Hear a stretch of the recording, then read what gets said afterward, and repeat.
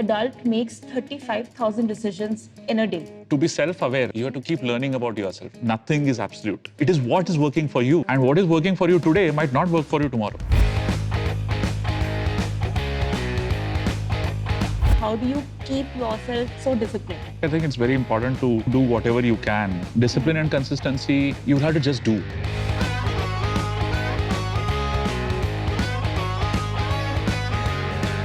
What are some of the use cases of AI which are very close to your heart? If you're seeing the Sora model from OpenAI right now, it is actually giving a challenge to Hollywood itself. We're talking about health, we're talking about leadership. There are no shortcuts to health. Health is a totally different ballgame altogether. Hello and welcome back to Decode Stories, where we explore the past, discuss the present, and prepare for the future with leaders.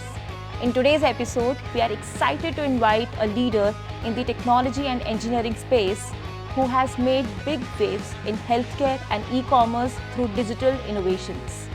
Join us as we delve into discussions on mindfulness, healthy lifestyle, decision-making, and coaching. Without further ado, let's welcome Santosh Pawar. Thank you so much, Santosh, for joining us today. How are you feeling? I think I'm sitting in front of the camera for the first time, so Oh, nice. maybe it is a little overwhelming, but let's see. Interesting thing to do. Yeah, but I think it's gonna be fun since we already know each other, so we are pretty comfortable as well with each other. So Right. yeah, great. So I think before getting into the conversation, one thing that I want to ask you is why have you put your LinkedIn status as volunteer? Like, don't you take salary or you're just working for free or what exactly it is? No, I don't work for free. I'm very clear about where I'm volunteering and where I'm actually working for something, predominantly money. The idea there is, this is something that I have encountered with myself in the recent years. I think it was COVID which actually pushed me into that small room that I was sitting because of work from home. And that's when I kind of questioned myself, is it something that, this is something that I was planning to do? Is this been since my college to my next job, to my next job, to my next job, have been, I would say, uh, pretty well satisfied with whatever I did. But the question was this something that I would do again if given a chance? Okay. And that's when I came up with this quote of trader, coach, triathlete to start with, saying that maybe this is what I want to do if I'm given a chance again right now.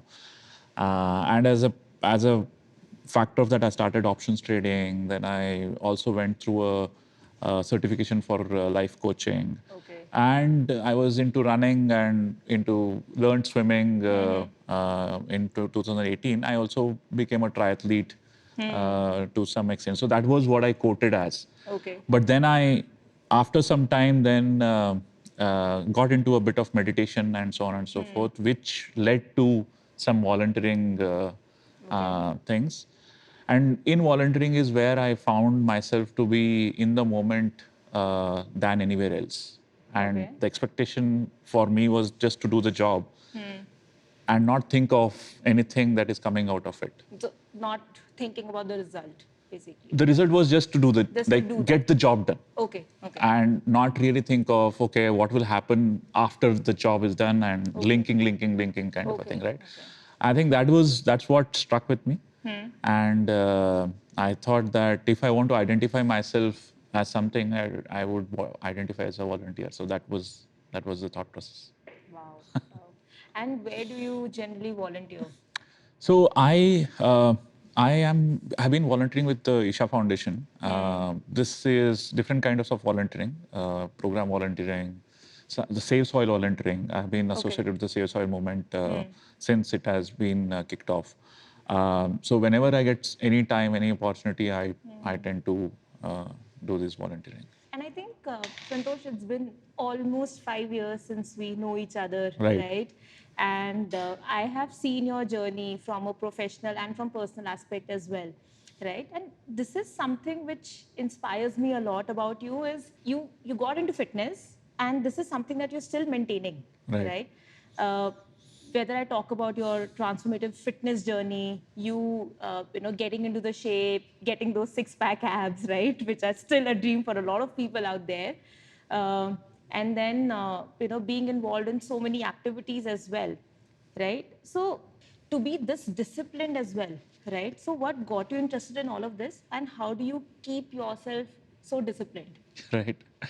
To be very honest, I don't think so. I am as disciplined as I want to be. Okay. But yeah, I think I was never into sports as a kid. Never like now, if I see my friends or colleagues and who I know, right? I think everybody was into some sport, did some sport at some point of time. Now it is like become something like a culture in schools and colleges that you have to be part of sports. I think back in 2014 is when I stumbled into running. And my first run was for 300 meters only. Okay. So after 300 meters, I was like, I can't run. And I used to look at these people who used to run, like there is this lake, which Kaikontrali lake that is there, right? Okay. That lake I used to go and people used to run. That's a 2 kilometer circumference. And people used to run there continuously. I thought it's so boring. It's like, why do they run? Why are they doing this kind of a thing, right?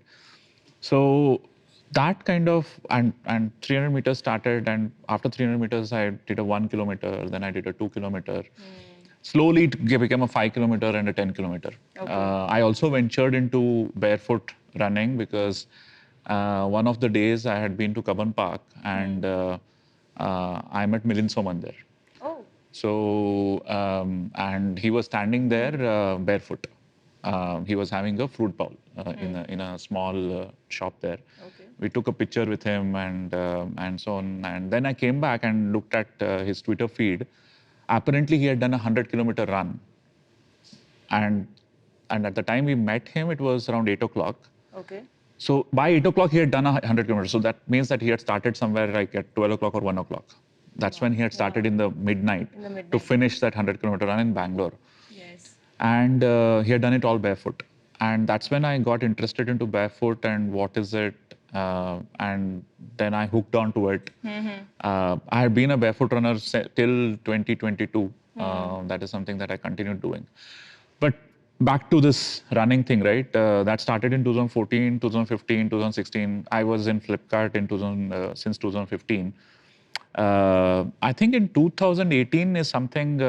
So I used to do this 10 kilometers. I had been doing half marathons as well, 21 kilometers. But what happened in 2018 was I was a party animal as well.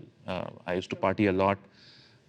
Like any IT going person who has parties also, who is working like work hard, party harder kind of a. Good to hear that. Work hard, party harder kind of a thought process, and but still do this running and so on and so forth.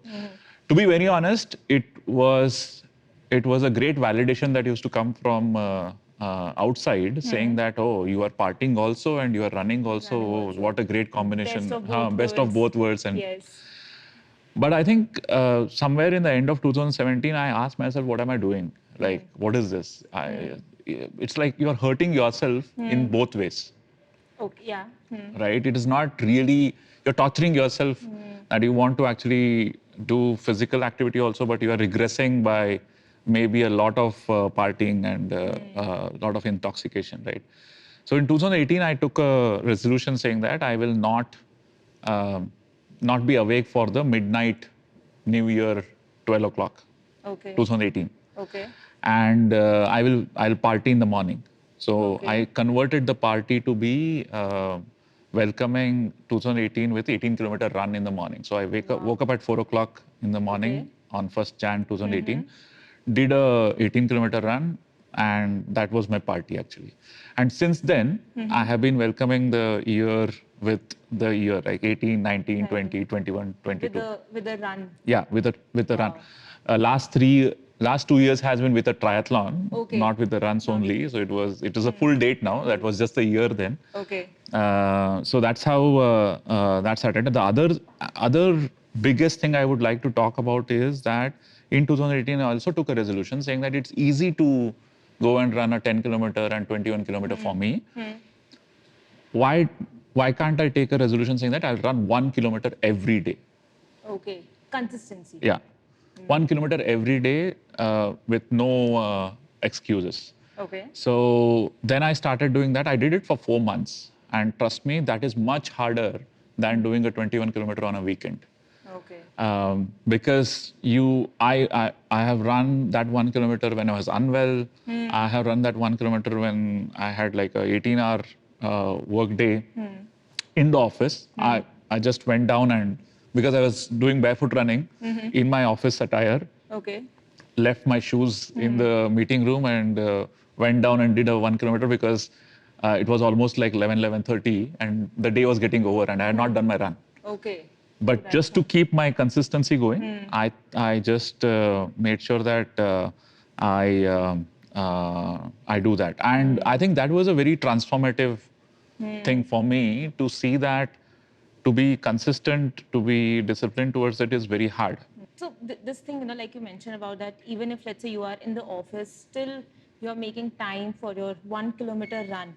And I think most of the people, they actually struggle over here because every year, we have been seeing, in fact, the data also shows that every year, people will take this resolution that, okay, from let's say 1st of Jan, I'm going to start going to the gym. Yeah. That enthu will be there for maybe let's say a 1 week or a 2 week, right? But after that, it just simply goes away. Right. Right? That enthusiasm doesn't last that long. So I think consistency is something that can actually help you build that, that new activity as a habit in Right. your lifestyle. And I think that is something that you can sustain for a longer period of time as Yes. I think it's hard. Discipline and consistency, you can't actually, you'll have to just do. It's just in the doing. You can't think. You'll have to just keep doing. And one more thing is very important, that you cannot say that you're consistent or disciplined. It is a moment. You fall off that consistency discipline again and again. Right? That the whole thing, the point that you are saying about where people are really engrossed and doing something, and they take a resolution, they hit those timelines and stuff, but again they fall off. Yeah. Right? It's getting back is what is important. Like I keep telling many people who talk to me around this, saying that when you have this, and this is something that I tell myself also, it is very hard to continue to follow that. Is that, let's say you decided that you want to do a 1 hour activity, or you want to do a 5 kilometer run, or you want to do a whatever, right? You decide whatever you want to do. Now, the thing is that when you do that and you say that I will start at, let's say, 6 and I will end at 7, right? For whatever reason, it becomes 6:15 because you're late. Something happened, and you could not. Now, the thing is that the tendency is that, oh, I have missed this. I had decided it from 6 to 7. Yeah. Now it's 6:15. Usually you drop off the whole idea and you waste that 45 minutes. Absolutely. Right? It happens, yes. So instead of that, be flexible with yourself. Make sure that, okay, 6:15 happened, I can still do 45 minutes. Yeah. 6:30 happened, I can still do 30 minutes. Do whatever you can do in the time that is available. So instead of telling yourself that I have to do 6 to 7, you say that I have allocated to 6 to 7 and try to hit that 6 to 7 as much as possible. Yeah. But if it is missed, if you are putting in 15 minutes also, I think that rewires our brain in such a way that that consistency is kind of maintained. True. I think that is one thing that I have seen work for people when they actually are not able to follow something. It has worked with me as well because I, like everyone else, right? I also used to tell myself that, okay, I'm going to start working out, right? Anything, be it yoga, HIIT, or any kind of, physical activity. So I will start doing it from this to this time. Or maybe, let's say, let me just block 1 hour. It can be any hour during the day. But sometimes there may be some circumstances that I'm not able to achieve that. So still, I just try to maybe make the most of it. Maybe if I'm able to do 30 minutes or maybe like a 15-minute also, or maybe sometimes 10 minutes as well, but I still do it. Yeah. And it has helped me in getting into that kind of habit as well. So as I was saying, right, the consistency and then the habit followed. Right. So, yeah. Right. I think it's very important to just try to do whatever you can when you're missing the target that you have put yourself. So Santosh, if you look at this entire fitness journey as well, if you actually apply these things in your leadership as well, right, in your normal work routine, how has those things helped you in becoming a better person, becoming an effective leader? Right. I think definitely. I think one thing that this whole mind and body, right, physical activity, it has. Like I was actually reading something very recently, and they were talking about something called as hope enzyme or a hope chemical. Okay. It's called as a hope chemical, I assume. So that what they say is that when you contract your muscles, whatever you're doing, you're contracting your muscles. At that point of time, there is a chemical that is released, which is a hope chemical. Okay. Okay, this is the exact hope chemical that is there in your antidepressants. Okay. So it hits your brain, and that actually acts as your natural antidepressants in general. Okay. So first thing is that the whole thing, what happens in the leadership positions, it is you have minimal information and you have to take some impactful decisions in a very short period of time, right? You don't have the luxury of time. You can't actually go and search for or ask for all the details and stuff like that. And the decisions that you take are going to have a lot of impact. You have to be accountable for them. You have to bear whatever the consequences out of it. And basically, instead of taking a right decision, it is about taking a decision and trying to make it right. And in these times, if you are not at your best, right? If you are not able to think at your best, if your health is not actually helping you in the right way, you are dealing with that stress also at the same time, right? While you are trying to do these things. Okay.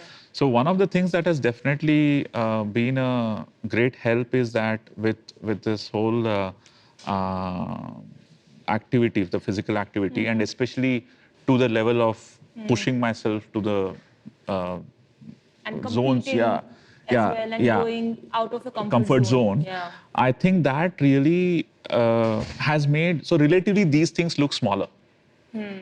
Okay. One thing that relatively these things to okay, uh, subconsciously you are kind of in that zone of saying that it's like I've done so difficult things, harder things, so this doesn't seem so hard. Okay.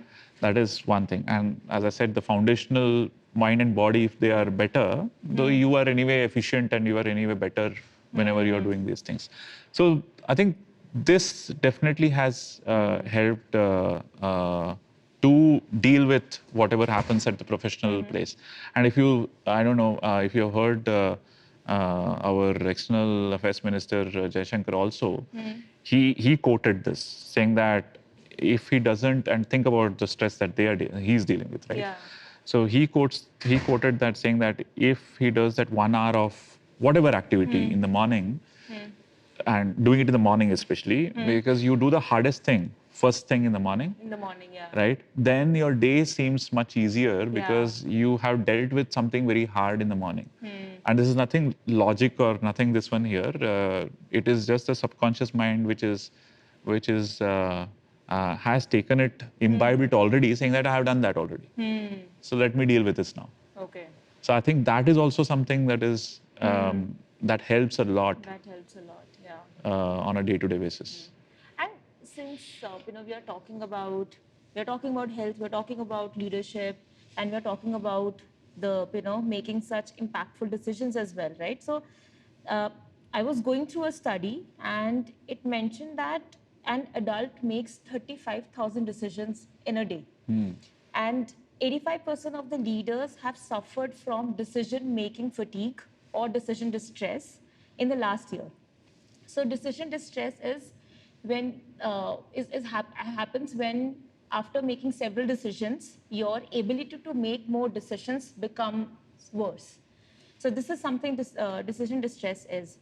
So how important it is to have a healthy mindset, and especially in leadership positions because you need to make so many decisions. Right.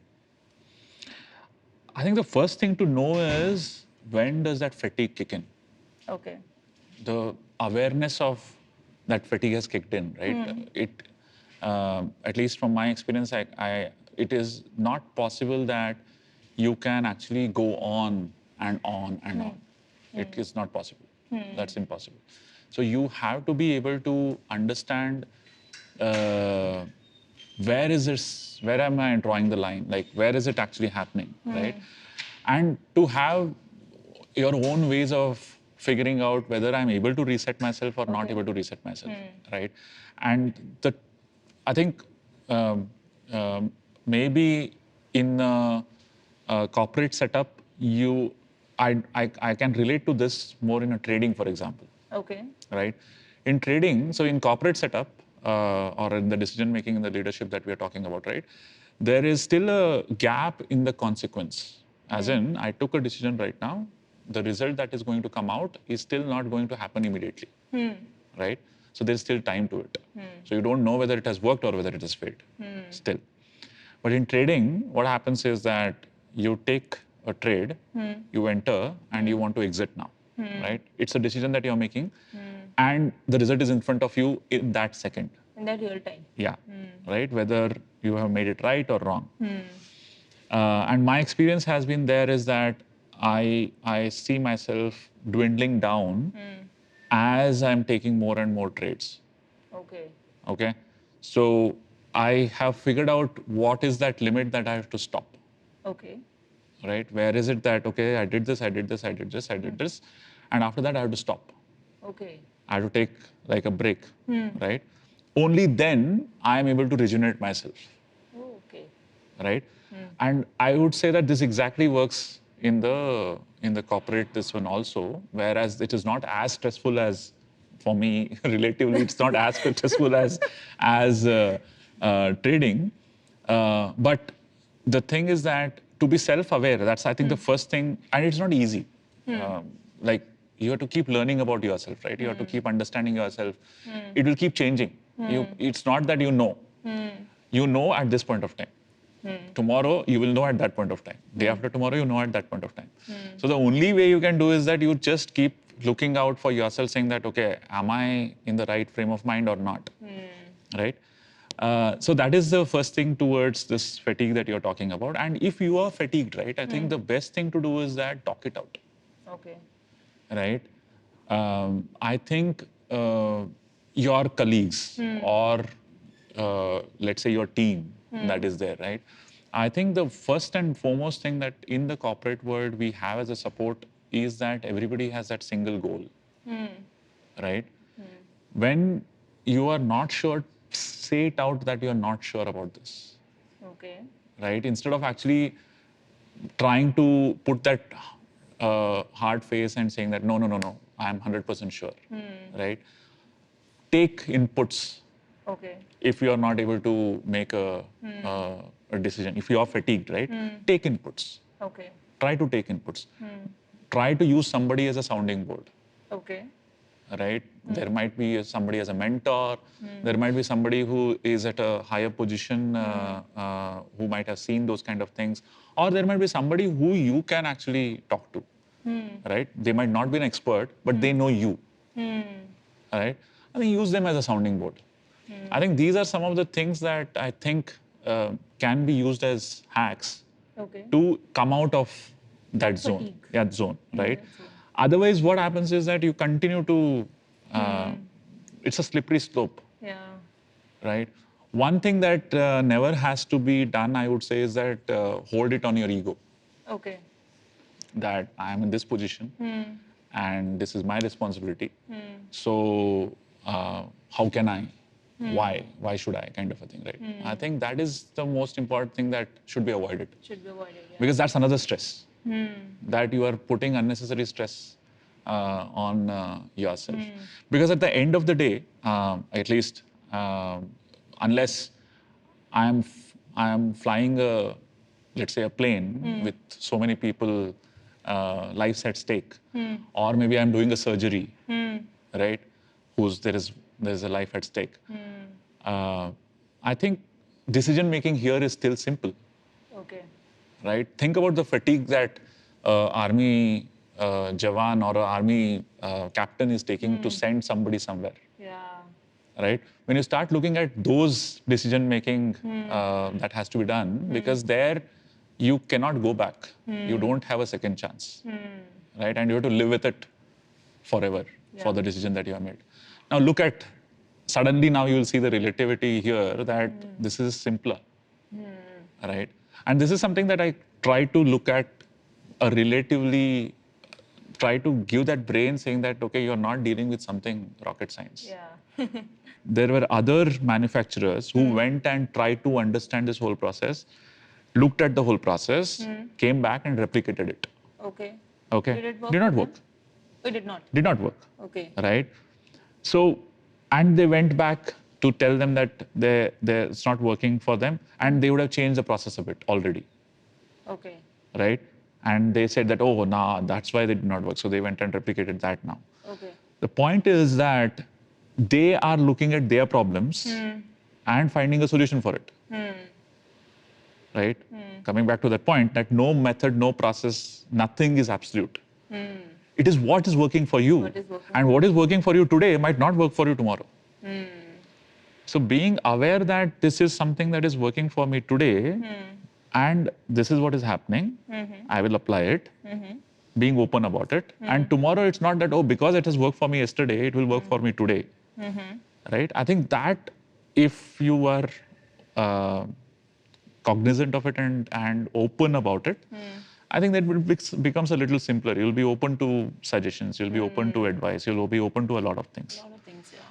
So I think that is very, very important to be aware of. Okay. And this is how you go about, your, I would say, your execution at work as well, because like you also mentioned, here we are looking at two things. So a lot of people, especially in the corporate setup, the companies, right, we always talk about that, planning has to be there. And, you make plans and then you make strategies around it, right? What goals do we need to achieve? And that's how you make an entire plan. But on the other hand, what we have right now, let's make the best use of it, as you mentioned.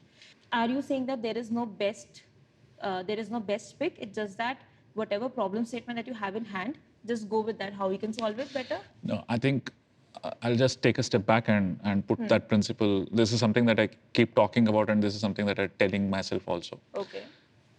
So business, right? When you look at a business works because there is a stakeholder that you're answerable to, right? There is somebody as an investor, there is a shareholder, there is a customer, there is somebody. So there you need all this planning and everything, because somebody who has actually invested in whatever ways is expecting something out of you. Something, yes. Right? Yes. Now, the commitment to that investment is coming because you are actually promising something. Correct? Okay. It can't be like some investor comes to me and says that, what can you do? I can't tell them I'll do my best. That doesn't work in the business world. Yeah. Right? But life is you do your best. Right? So these are two different mindsets that we are indulged with. Okay. So when you're in life, you are trying to do your best. And in business, you are trying to be predictable. You are trying to say that, okay, this is the commitment, and hence I want to reach it there, and so on and so forth. And hence you need a plan, hence you need a strategy, and so on and so forth. Now, people, when you're looking at people who are executing towards this business, who are going towards this business, they are living their life also, right? And you want to marry them both. Yeah. Right? You want to marry them both. And hence, it is very important to understand what to apply when.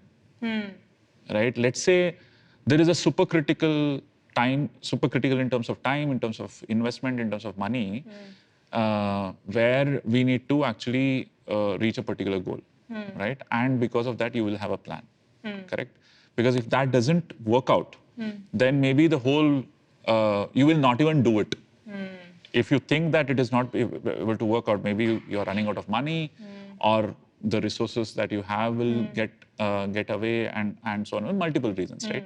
Now, for that, what you want you want a sense that this is possible in this stipulated time, in this particular cost. This is something that you want a sense of guarantee. Now, when that needs to be done, you will go to the next level and go to the next level and go to the next level.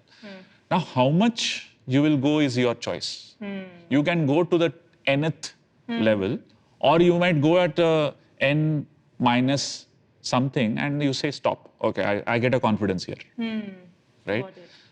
Let's talk about the Chandrayaan, for example, right? If they had to do that kind of a planning, they have to be like to a what second they have to be accurate, right? Accurate, yes. Right? The materials that are used, everything has to be so accurate. It has to go to the T, right? It can't change, right? So executing that kind of a thing, you need to know all the details. Versus something else like a project that I'm doing, and in the projects also, in the software projects also, for example, I am actually, so let's say in Big Billion Day. Big Billion Day is an event. So a project has to happen for that, means the project has to happen for that. You can't miss the timeline. If you miss the timeline, that project itself will be of no use for it, let's say. Versus there is another project which is much more ambitious. You're doing something cutthroat in terms of technology, and you want to actually get the creative juices flowing there, so that you don't know what is the outcome of it. You might actually aim lower if you actually put a target to it. In those cases, you would want to make the things much more creative and much more flowy, versus let's try to do our best and what more can we do, and so on and so forth. There's a mix of strategy also that I have tried, which is like, okay, there is a stipulated timeline, but I know that this team, if I'm giving them a free hand in the beginning, right, we will achieve much more than putting a plan and saying that, okay, this is what we want to achieve in, let's say, so it's a 6 months thing. In the first month, this is what we want to achieve, right? I might be limiting. Okay, so in the initial time, maybe I will go like, okay, let's do whatever we can, and I hit, let's say, like a 40% of my time, and then figure out what is remaining, and then now figure out how do I actually go to this one. The crux of the matter is that you have to be very honest with yourself and with the team, and try to kind of put the objectives in such a way that we are trying to do our best. And in that, let's say the first 40%, you really are coming out with something that you had not imagined that would come out. Got it. And I think this is also something that will help you for the future planning as well, because you have the data also now, right? Yeah. This is something that the team can actually do, right? Yeah. This is something we can work much better in this manner, right? So I think that's a good way to look at it. Could you talk about some of the innovations that took place in the last decade, or maybe you can take maybe last 15 years as well, which actually made this entire mind shift happen? Right. I think couple of things that have happened, right? One is, okay, there are innovations, if we look at it in two buckets. One is bucket of actually how it is being consumed, direct end customer, the innovations that are impacting the end customer. I think the other side of the innovations is how you're building stuff. There are two buckets there, right? I think from an India point of view, I think I would put the UPI being on the top. Okay. UPI as an innovation, which today, if you look at it, even a small hawker, vegetable vendor, right, has just the QR code and they have a bank account behind it. They might not have any kind of education, right? So I think that would be, for me, the topmost innovation at this scale, right? And to the level that now other countries are trying to adopt, and India is helping them to adopt these things, right? And to be so, if you understand the UPI interface and the complexities that are there in it, right, to make sure that there is not fraud, and to make sure that whatever is committed, so I'm paying you, I should not be worried about it getting stuck somewhere, right? Yeah. It should just go through, right? And if you look at it, it has been stable all through. We have not had instances, or we have not had situations where there are places where, oh, you keep hearing that, oh, this has not gone through, I got cheated, something happened, right? At the scale that it has happened, one is the innovation in itself, but that innovation at scale, I think, it's like swimming in the pool versus swimming in the open water. So that's what I think is the relative comparison. I think that would be on the top there. And I would say on the building part, which is, I think, a recent phenomena, I would say, is that the overall, the way Gen AI is coming up right now, which started just a year ago. But if you see the pace at which it has taken over in multiple aspects, right, is crazy. And predominantly the way I would say, I'm now calling it out as technology building technology, right? Is very, very phenomenal the way it is happening, right? That we still don't know how to kind of really use it. We still don't know what can come out of it and how it can come out of it. But I think that is one of the most exciting innovations that I would say, the way it is happening, and we are up for a lot of surprises. I would say overall. Yeah. So I think I'll come to that part later, but let's go back to your journey. Okay. We were talking about Flipkart. Right. Yes. Yeah, and what happened after Flipkart. Yes. You came in and you said that, what are you doing in Flipkart? Right? And I think it's you who kind of really convinced me to look beyond Flipkart, and that's when Pharmacy happened. And I think Pharmacy was a very interesting journey. Pharmacy, I joined. I saw that whole joining in 2020 when the interest rate was so low that there was so much of investment frenzy, the valuation frenzy that was there, that was going on, and then how there was this, it went to a peak, and then there was this whole downfall in terms of the valuation. And in that times, how the founders really were resilient, how they were able to maneuver through these things, right? I think that was a great experience for me during the Pharmacy or API Holdings journey, right? Seeing some very, very difficult times where I had to let go of my team a couple of times, and that was so draining. That was so emotionally impacting me. But at the same time, figuring out what can be done and how it can be done, and so on and so forth. I think one more thing that had happened in Pharmacy was that so till then in my career, I was not so close to cost. Okay. Right. And cost doesn't mean people cost. People cost is a very simple thing. When you're talking about the salaries and stuff, it's a very simple thing. But when we are talking about cost in terms of for building something and what is the kind of ROI that you're going to get out of it, because software is a very complicated assessment that you have to do to build something, and you anticipate that you build it, and because of this building here, you're going to reap the benefit of it over a period of time, right? And that is the hope, and that is the vision. But at the same time, to be able to assess that, okay, is this investment valid? Is this something that I have to put right now? How much should I put right now? Should I build the most sophisticated one, or should I actually build the first step of the sophisticated one and then go to the sophisticated one as a journey. All this decision making that has to be there with the lens of the cost is something that was very, very interesting for me that as an experience. And how do you look at every CPU cycle? How do you look at whether are we designing them right? Are we writing the right code? Is this happening right? And that having an impact on how an engineer is actually getting carved out. I think that was something that was really, really interesting for me during the pharmacy times. And then after that, so that's where I got introduced into the healthcare.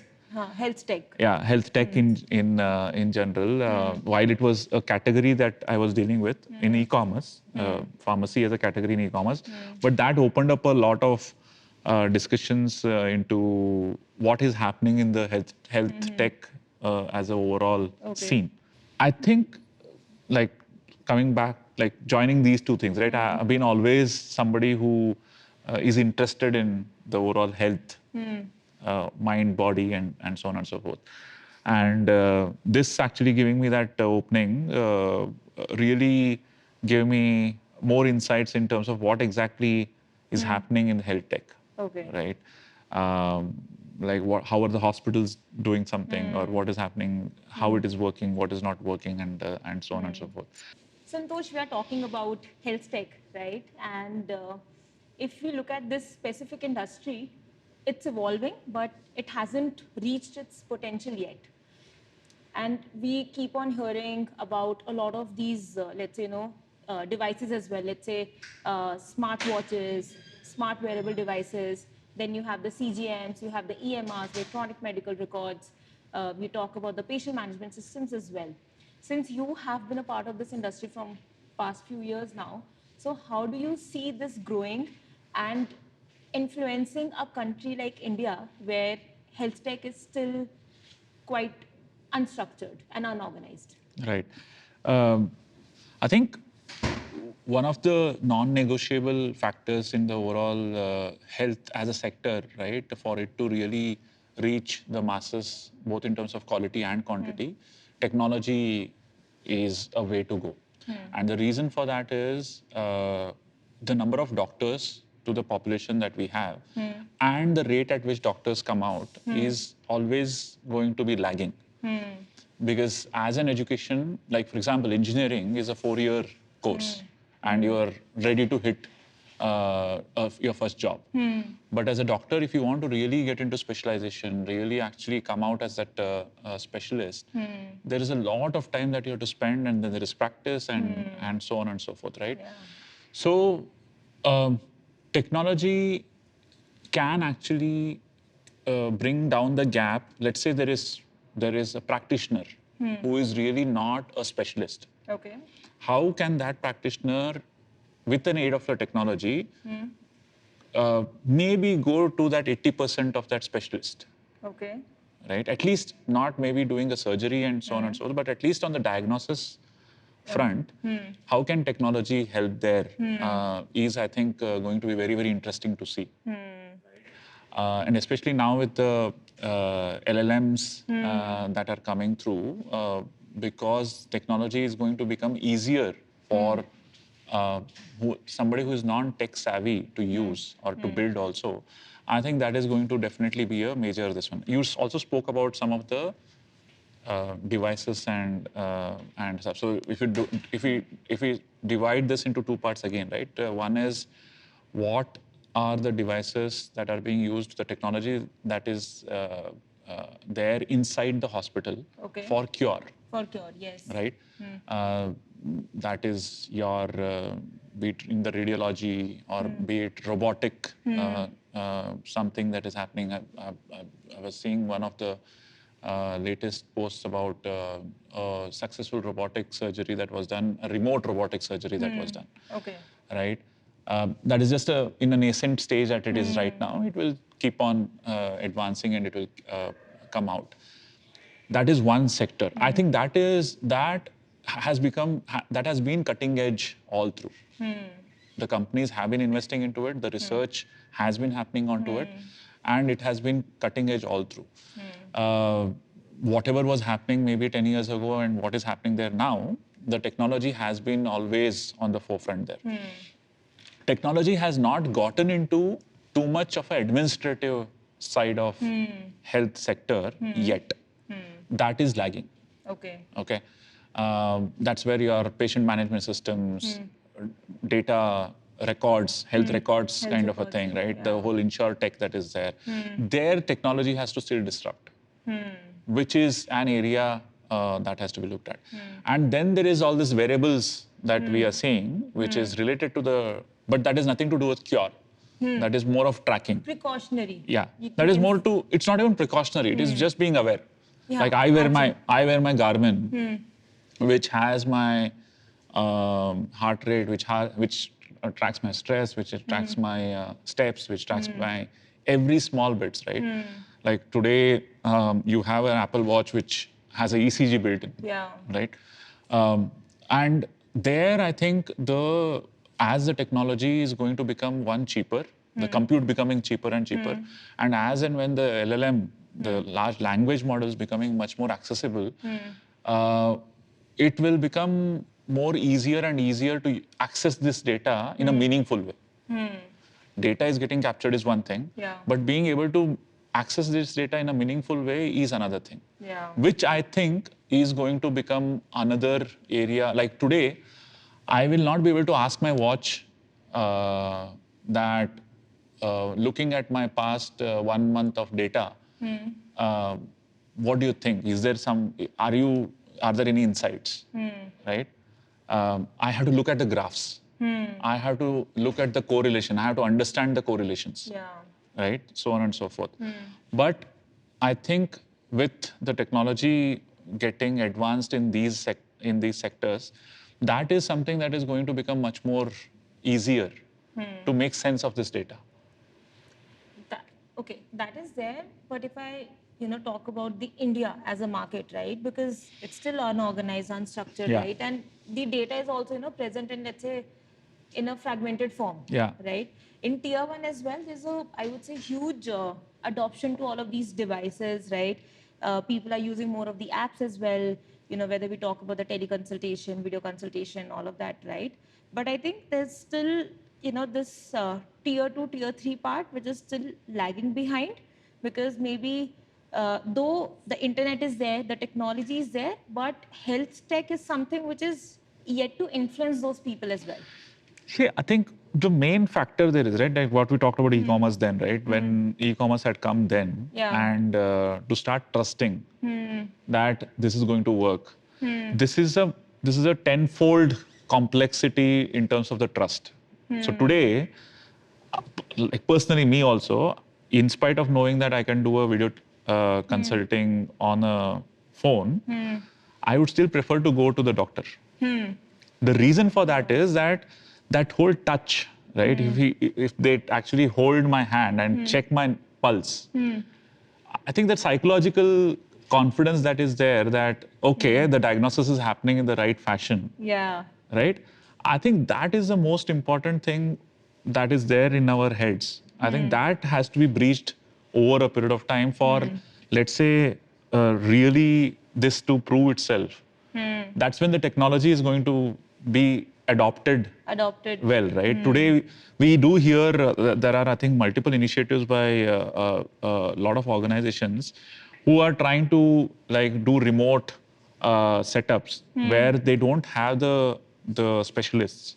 They have, let's say, a nurse sitting there who is kind of, it's like a model where it's like you have in the education phygital model kind of a thing, right? You have physical plus digital, right? To breach in this gap. It's not like purely digital. You have somebody sitting there who is able to translate this thing. So this person can't go there. This person is sitting, let's say, in a tier 1 city, but is able to cater to a lot of tier 2, tier 3 cities while having deployed somebody there. Somebody over there. Right? I think that is something that as a model is required in a much more prevalent way in India. And once that starts kicking in, right, I think technology will slowly start becoming much more advanced to make this happen in a better way, right? I think to be very honest, if you look at the numbers on teleconsultations, what happened in COVID, it was being anticipated that teleconsultation will be a way to go. Yeah. Because there will be a behavioral shift. But it did not happen. It did not happen, yeah. And the reason for that is that if there is an option, I would want to go to the doctor. I would want to go to somebody physically and get that confirmation saying that, okay, I don't have a doubt now. Because it's related to health, right? Yeah. I think that's where I think it is. I think another analogy that I would want to bring in, right? On an e-commerce, for example, that person is coming to your door, right? Earlier, we used to, all the delivery boys that come in, right? Now, if there is a delivery boy who is coming in a uniform, you will have a certain judgment about that company. If they're not coming in a certain uniform, you have a judgment about that company. Yeah. Like you see some of the delivery boys coming in and like bowing a bit when they are actually handing it over. They're being trained to do that. That gives you that kind of a experience when they are actually doing that. Now think they're just coming to your door, right? Think about a phlebotomist who is actually coming and taking a sample, the blood sample out of you. Now you would want that person to be so one thing is they are good at their profession that they're doing, but because they're coming into your house and they're getting into your body, you would want them to really have that kind of an experience that they can give to you and that confidence to you, saying that I'm doing my job properly and it's happening properly. Today also there are so many people who don't trust getting a sample at home. They still believe that like what if this person doesn't take that sample in the right time to the lab and it gets spoiled. All these apprehensions are all there. Now that confidence has to be built. Like today they showcase like the container that they're taking it in. Right? They make the branding of that in such a way that saying that gives that confidence. That gives the confidence. So all these things have to be taken care of. And once you start having that trust factor getting built in, right? I think slowly then the technology will just make it much more easier and much more innovative to solve for these things. And of course, I was talking about LLM, right? I think back in 2007, 2008 only when I was in UK, the NHS there, right? There you could put your symptoms and it could actually say diagnose you to some extent. Very, very crude way of doing it. But now if you see LLM and let's say a doctor actually starts putting in all his experience into a certain model. Correct?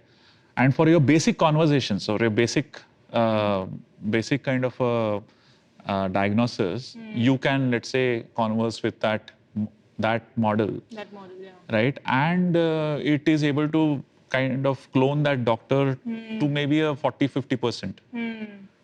Right? Only, and the doctor also is getting, let's say, a feedback saying that what kind of conversation happened, any flags that are happening there, or he has to get involved. And it is saying that, no, now I can't actually have a conversation. I think these are the things that will be possible because of the overall, the AI that is actually coming through, right? I think it will just make it much more accessible. Accessible, yes, absolutely. And I think there is, like you mentioned about this LLMs, right? Or if you let's say look at the MedLM as well, by Google. And if you look at some of the other companies, let's say, so there's this US-based firm called Suki, right? So that's a mix of both robotics and your AI as well, right? And so they are basically helping the doctors to frame the entire prescription. So let's say if a doctor used to take some time earlier, but now the doctor has become much more efficient because they don't need to write those prescriptions and everything, right? So again, the entire data is going into that. Or maybe let's say you look at other companies which are, sort of giving the doctors a a drop-down model as well in terms of, let's say, prescription, right? This is the medicine. Let's say if there is a oncologist, that person needs to prescribe some medicines, maybe just typing, let's say, 1 or 2 character, the entire list just comes, right? So I think a lot of these things which are happening on that side, and again, with the invasion of AI and with the right usage of AI, definitely there can be more things that can happen. Yes, yes. And if we just look at AI right now, it's just everywhere. Yeah. Whether you talk about the food, beauty, shopping, education as well, content, it's just everywhere. Yeah. Right? So what are your thoughts on this, that how this is going to influence influence the mindset of the people in India? Or maybe what are some of the use cases of AI which are very close to your heart? Right. I think you mentioned all the different sectors. Now it is giving a, I don't know if you've seen the Sora model, the glimpses of Sora model from OpenAI right now. It is actually giving a challenge to the Hollywood itself. So you can become a director, and you have a story behind it, and you just give a prompt and to create a video for you. Okay. Right. And the quality of the video and the accuracy of what you wanted out of it is phenomenal. The imagination to actual reality that is coming out, right? For me, I think one of the major interest would be productivity. Okay. How I am actually as a person with one hand is replicating multiple hands. Okay. Right? I am my one brain. I'm actually multiplying it. Let's say become 5 brains. For example, right? Earlier, let's say I was using Google. Google was something that. So before Google, think about prior to internet. The only way you could actually figure out answers were books or people. So you had to go and look through the books, or you had to go and ask somebody who's an expert. So accessibility was very hard. Time taken was very high. Yeah. Internet happened, Google happened. But over a period of time, if you look at it, with Google happening, data started increasing. As in the amount of things that you had to search through started increasing. Yeah. And hence now that question came of where do you look, what do you look, which link do you look. But in spite of that, you have to look through. You have to search for that answer. Search for that answer. Right? Yes. Now it has become a conversational thing. Okay. It is searching everything. It is trying to anticipate what you want to ask, and then it is coming to a conclusion saying that, okay, this is the summary of what I found on what you want to ask. Right? It is trying to understand what you want to ask. Yeah. So if I was doing 100 searches, let's say, in a period of time, I used to not even think of doing those 50 searches. Because I used to think that going and searching for this is a futile attempt. Because the amount of links that I have to go through, the effort that I have to put to make sense out of it is a waste of time. I would not even search it. Okay. So what has happened is that instead of searching for that 100, I am moved to 150 now. Because I'm seeing it's possible. Okay. It is able to actually summarize that to me, and I can actually go on drilling further on top of it, right? So my productivity in general has just gone up. Let's say I want to learn something today, be it technology, non-technology, or whatever, right? Today, I know what I want to learn. I don't want to learn the whole thing. I know that this is a part that I want to look for, right? I can just go and learn that part in a very short period of time. Okay. And because it is conversational, what I can actually do is I can continue to get that conversation going. I am currently going through a NASM. NASM is a organization which actually gives certification. So I'm going through a certified nutritionist certification. Okay. I'm going through that, which will end in June. Okay. Now, the use case, for example, that is there, right? I created a small GPT. I uploaded the whole material into it. Okay. Okay. I'm going through a video kind of a learning. It's a self-paced thing. I'm going through it. And what happens is at the end of every chapter, there are questions that are thrown to me. Okay. Here, on that portal. So I give the answers and so on and so forth.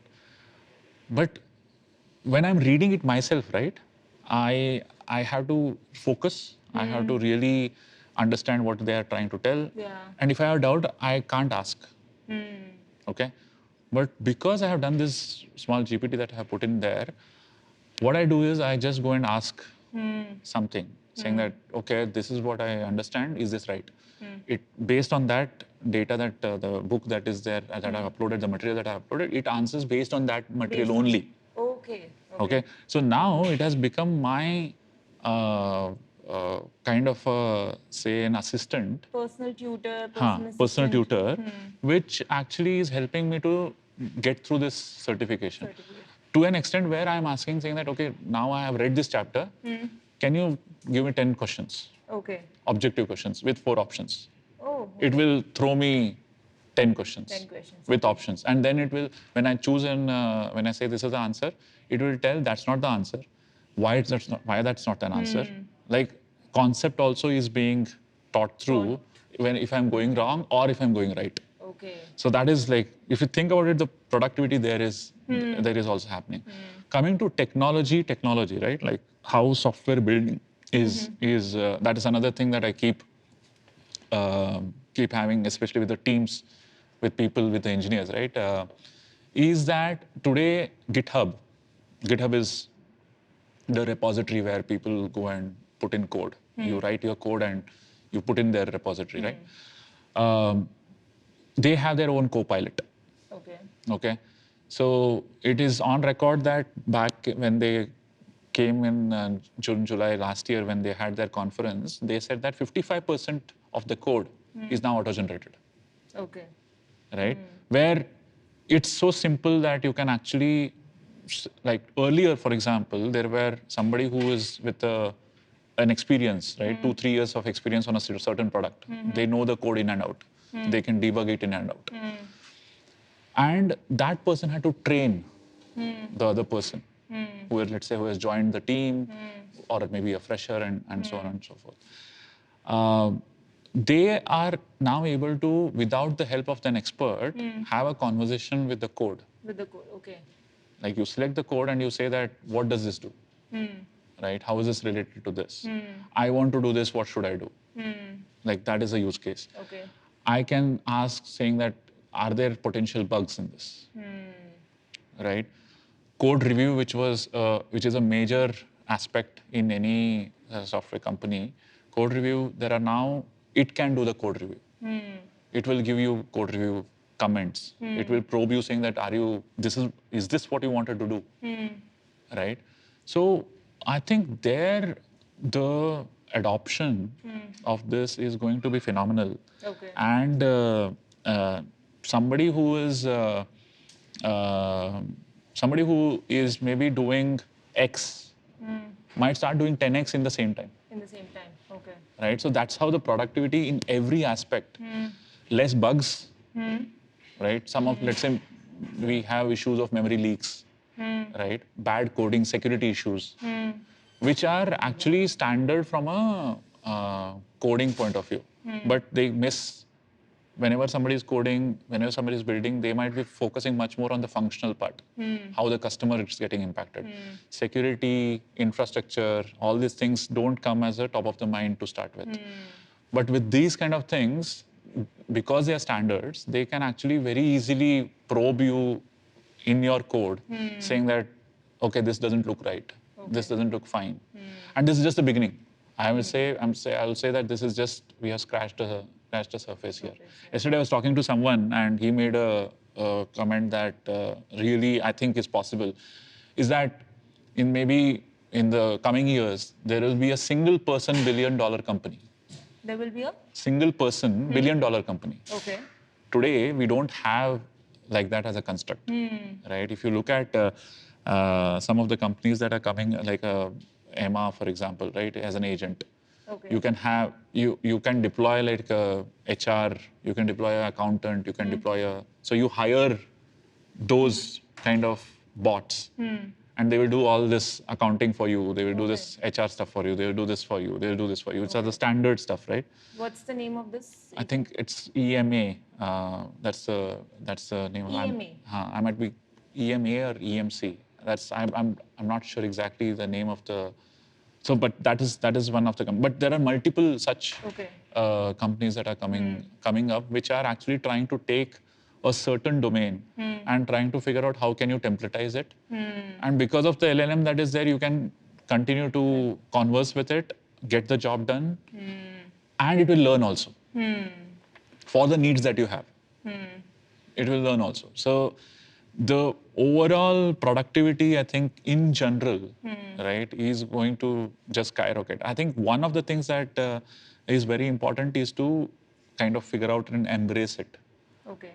Right, rather than looking at it as a threat. I think embracing it. This is something that I keep telling all my team members and in the companies also, that do not say that it is wrong. Say to yourself that you are not asking it right. Okay. Because don't challenge it. It's foolish to challenge it. You don't challenge it. You just say that I'm not asking it right. When you're not getting the results that you want, if you keep telling that you are not asking it right, you'll keep asking. Otherwise, you'll give up. Okay. I think that attitude and approach towards the overall Gen AI is very important for one, to use it, and I think second, to be relevant also. I think there is definitely a lot of work which is going on, and like you rightly mentioned, there are some of the spaces that we can see. Okay, AI is being getting used here, right? Or we are using AI in this form and all of that. But I think there is, we have just scratched the surface as Yeah. of now, and there are so many other use cases that we can definitely look at in the future as well. Now coming back to, because during this conversation as well, you mentioned about the nutrition thing, right? You are already a life coach. So what exactly does a life coach do, and how important it is to have one? Two things. Life coach and lifestyle coach. There are two different aspects. Two different things. Yes. Two different things. I used it Right. wrong, but So you're a life coach. I did a certification on life coach. Uh, as a practice, I am actually a lifestyle coach. Okay. As a practitioner. Okay. Okay. So I'll talk about both. Yes. Life coach is basically somebody who you have as a go-to person to talk to about a certain topic. Okay.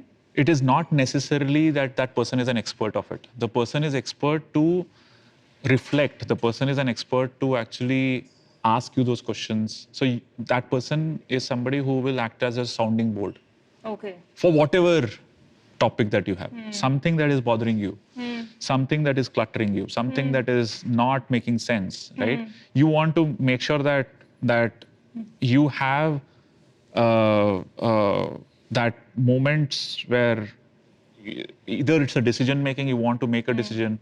It might be because of your career. It might be that it might be personal also. It's not necessary that it's only career. Okay. Right? Life coach is something, again, both of them are very confidential in nature between the client and the coach. But life coach is basically anything and everything that you want to talk about.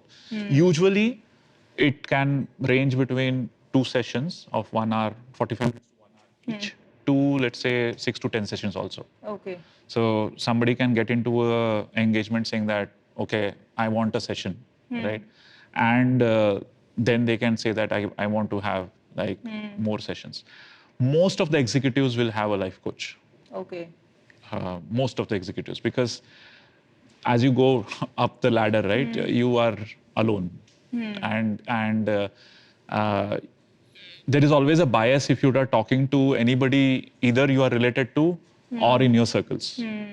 So you need that confidence that there is an unbiased person who doesn't have any relation to you in any which ways, and you can be as open as it can be, and Okay. they will be just a coach there, just standing as a mirror there to actually show you the real you.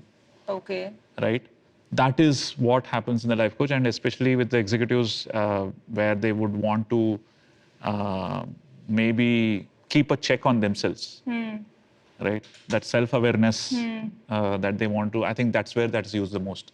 Okay. It is not much popular in India yet, I think, and it is much more popular in the West. But I think it will catch up. It will catch up. It will catch up because of the amount of things, the decision-making fatigue that you mentioned, Yeah. right? I think life coach definitely helps there, right? Where you have somebody to go to, have that conversation from periodic times, and actually be able to get your sanity back, right? I think that is something which a life coach does, and the engagement might just end in those sessions. Okay. It might be one session or maybe 10 sessions, and so some life coaches are like with a person for life because somebody likes the style, somebody likes the way they are, and they have that confidence and trust with them. Yeah. That just builds over a period of time, and then there are some celebrity coaches that way. Yeah. As well.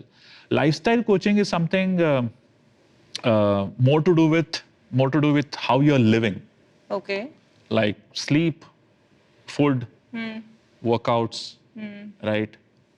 It also gets into a bit of that area of thoughts and mental fatigue and all those things also. Okay. But lifestyle is all about like how are you living on a day-to-day basis. On a day-to-day basis. Okay. So that is what is a lifestyle coach. Okay. Right? Okay. Like you have a running coach who is helping you to run, like you have maybe a swimming coach who is helping you to swim. Yeah. Lifestyle coach is trying to help you with how to live, and how to live is predominantly on those on the factors of sleep, nutrition, workouts, activity, and so on and so forth as a whole. Okay. This is not just physical activity or just nutrition and stuff. So that's a lifestyle coach. Okay. And it was an accident that I got into lifestyle coaching. It was not a planned one. Okay. It is, I think, back in January 23. So, because of my involvement in all this triathlon and my personal interest in all these things, right? I keep reading about it. I keep looking for things and stuff. People keep talking to me. People keep listening to me on, oh, what should I do, how should I do, and so on and so forth. Again, consistency, discipline is another topic that people like. So one of such conversations, I really got a bit agitated, I would say. Okay. And I lashed out to the person saying that it's just entertainment for you. Okay. You guys just keep coming, you listen to the same thing, you go happy saying that you listen to it. How? You just have that information, right? And this is a human psychology as well, that it's like you register for the gym, you feel that you're doing something for your health, you don't go. How? Paise pay kar diya. Right? So you're investing in your health. Invest. Ha. Right? At least I've taken That step. one step. One step. But it's a zero step actually. Zero step, yeah. Actually, right? But it is subconsciously telling you that you're doing something about it. I'm better than somebody who has not registered for the gym. It's a social kind of a, it's more of a all is well kind of a thing that, okay, I have registered. I will go someday. I will go someday. Yeah, I have taken the first step, right? Yes. In that mode, you might just keep fooling yourself. You don't do anything about it. So this conversation, I told that, and the thing is this, no, like you tell something to them, and information today is all available everywhere. They repeat the same information when they're telling it to somebody else. That gives them that gratification also, because of which it feels good. The dopamine, it's a cheap dopamine that you get out of it. Yeah. So I told this person saying that, okay, if you're so serious about it, pay me some money. Why are you I keep saying the same things. I have not seen a single thing that you have done, whatever I'm saying. I think you're just wasting my time. Right? I just keep repeating it. I also feel good. You also feel good, and we go away. Yeah. There's no output out of it. So that's when I started this, and I don't know what to do about it. And I challenged him, and he paid me the money. Okay. Now I had to figure out what should I do. What should you do? Okay. And that's simple things. I started with this person saying that we had a digital weighing scale. which has all the BMI and weight and everything. Then you just log everything that you're doing, like how much sleep, how much steps, what you're eating. So basically, they have to just keep sending pictures. Okay. So there is a WhatsApp group that I created between that person and me, and they just keep sending pictures of what they're eating, what time they're eating, what time. Like whenever they're before eating, they have to just click a picture. Just click a picture, yeah. If they have a variable, the sleep and steps and all those things come as a this one any which ways. So it was a 3-month kind of a association that he continued for another 3 months as well, and so he came down. The goal was not like weight loss. The goal was not this or the goal was not that. The goal that I kept like tried to push was that habit creation. How do I create the habit? What do we do to make sure that it is consistent over a period of time? But this person went down from a 77 to 70 as a weight. This one, he was on BP medicines, and he went off BP medicines. Wow. He had snoring issues. Snoring issues went off. And this was just simple. There was not like a drastic change in the diet. Nothing like that. There was some changes in the diet to get the right macros, like a protein and carbs and fat into it. Making sure that there was a blood test at that point of time to check all the markers are fine. Making sure that there are enough physical activities happening on a daily basis. Some people, like I have gone up to max 9 clients now. Okay. And some people like to just do steps. Some people have got into serious running. Okay. Some people are okay to do strength kind of a thing. So it's different people's everyone. preferences. And I don't prescribe based on what should be done, definite kind of a thing. I just try to see what works for them and figure out which one is it that they are motivated to do more. Right? Because the goal is continuity, goal is habit creation. One of the other person who has been with me all through since 23 March continued, and he tells me that he's going to continue for life. He was around 117 kg. He's come down to, so for example, right, he's come down to 95 and he's stuck between 95 to 99 for last 8 months now. Okay. It's not coming down. The weight is not coming down. Yes. But that's not the goal. Right? He got into running. Okay. On one of the days at a 99 kg weight, he actually was able to do a 5 kilometers in 28 minutes, which is crazy speed for that weight. So human body and mind are very complex, like the being. You can't say this is this, this is this, this is this. It is very interesting to see how these things unravels whenever you engage with them, and it is very fulfilling for me as a lifestyle coach. It is something that I enjoy doing. I think, like you mentioned, right? And I just look at the entire conversation that we just had. You mentioned that you learned swimming when as an adult, right? Yeah. Not as a kid.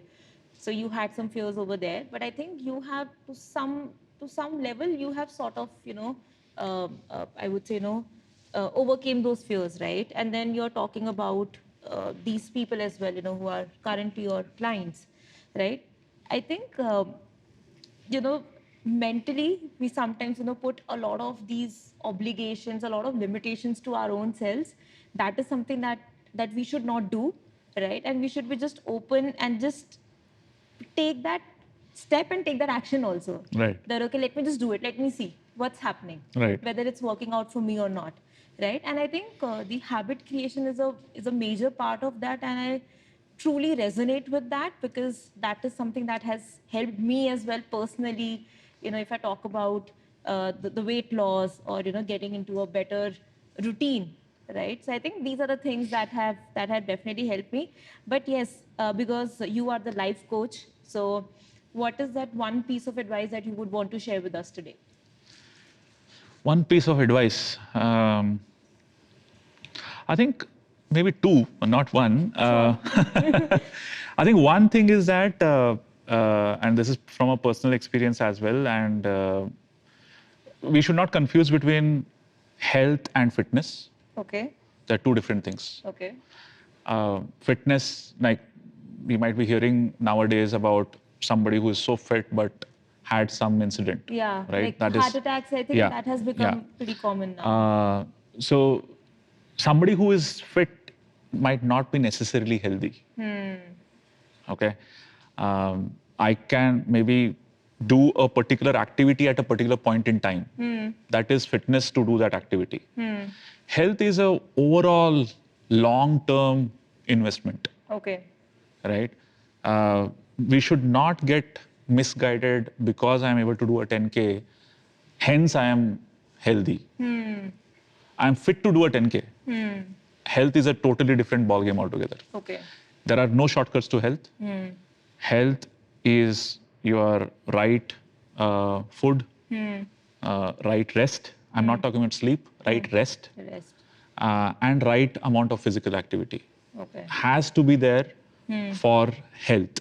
And I would always put health over fitness at any point of time to anybody, right?